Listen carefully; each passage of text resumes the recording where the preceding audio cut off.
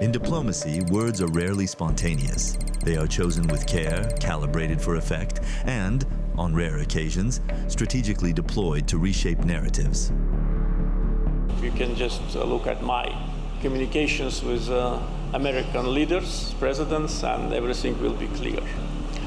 Also, during the presidency of President Trump, we enjoyed very fruitful cooperation, relations, based on mutual respect and appreciation of mutual support on different tracks.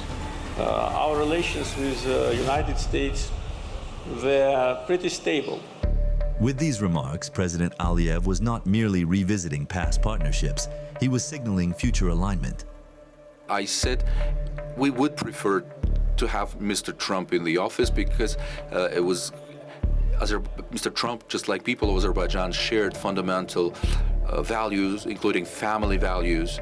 He is the only president that did not start a war, a U.S. president, and during his presidency, you can see that he's the person who aims to end wars. While headlines capture the spectacle of summits, it is often in the quiet diplomacy of letters where true alignments are revealed. I look forward to working with you as our countries steam forward to successes. The United States remains a steadfast supporter of Azerbaijan's sovereignty, independence, and territorial integrity. Now is the time to commit to peace and usher in a new era of prosperity for the people of the South Caucasus.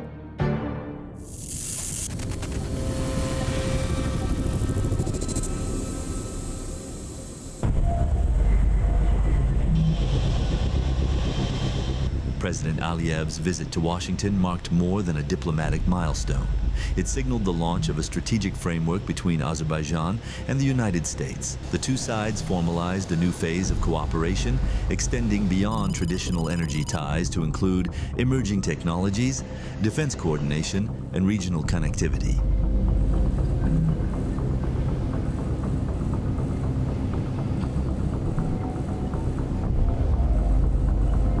Memorandum of Understanding between the Government of the Republic of Azerbaijan and the Government of the United States of America on the establishment of a strategic working group to advance the development of the Charter on Strategic Partnership between the Republic of Azerbaijan and the United States of America. Regional connectivity, energy, trade, transit, economic investment, AI, digital infrastructure, security cooperation, defense sales, counter-terrorism collaboration.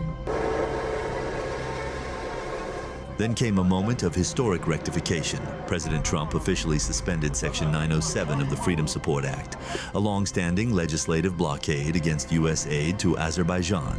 First imposed in 1992 and revived under the Biden-Blinken administration, Section 907 had symbolized strategic hypocrisy. Its suspension signaled Washington's acknowledgement of Azerbaijan's evolving role and its readiness to move beyond outdated narratives.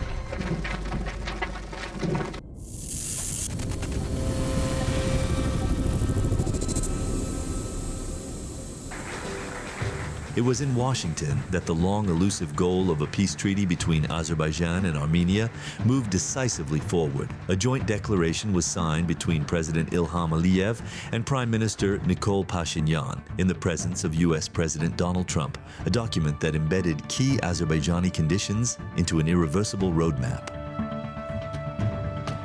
Joint appeal to OSCE to dissolve the Minsk Group. Constitutional amendments in Armenia to remove territorial claims. The joint declaration signed by the leaders of Azerbaijan and Armenia confirms that the two countries will jointly appeal to the OSCE Secretary General for the dissolution of the Minsk Group. At the same time, it recognizes the necessity of taking further steps to achieve the signing and ratification of the agreement on the establishment of interstate relations and peace between Azerbaijan and Armenia once the text of the said agreement is initialed. In other words, one of the main prerequisites for the signing of the final peace agreement, the need to amend Armenia's constitution, is is confirmed.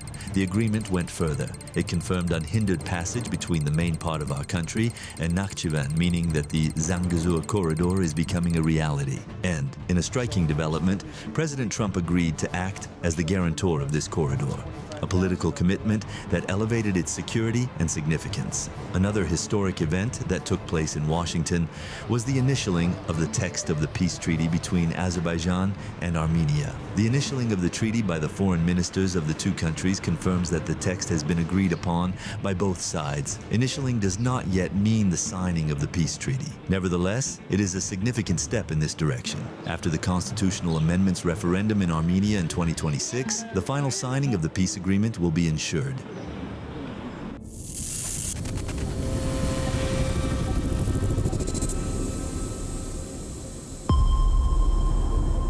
In the broader landscape of international diplomacy, the Washington meeting of 2025 stands as a landmark moment.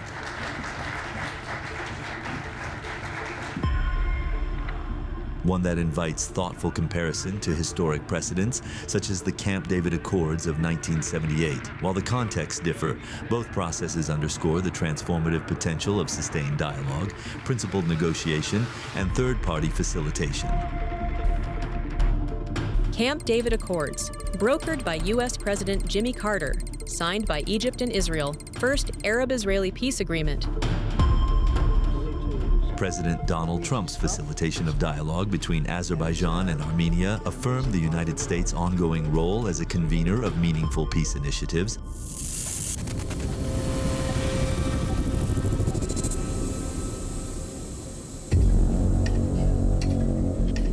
President Ilham Aliyev did not inherit peace, he constructed it. Victory in the 2020 Patriotic War laid the foundation. The post-war campaigns, from revenge to Lachin to the 2023 anti-terror operation, secured control, but peace required architecture.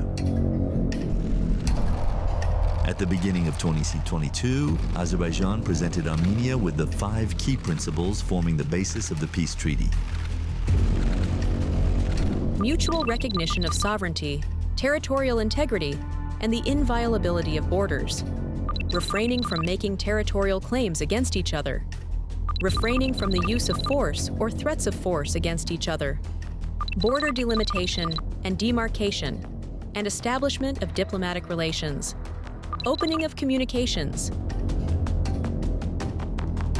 These 5 principles offered by Azerbaijan in 2022 became the pillars of the peace text.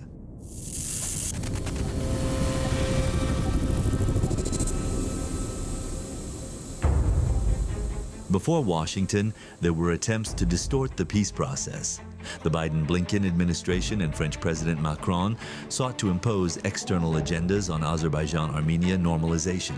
They resorted to pressure, slander, and political provocations, and fulfilled only after the 2023 anti-terror operation did genuine negotiations begin. By March 2025, the peace treaty negotiations were finalized. So, Armenia accepted all of Azerbaijan's core conditions.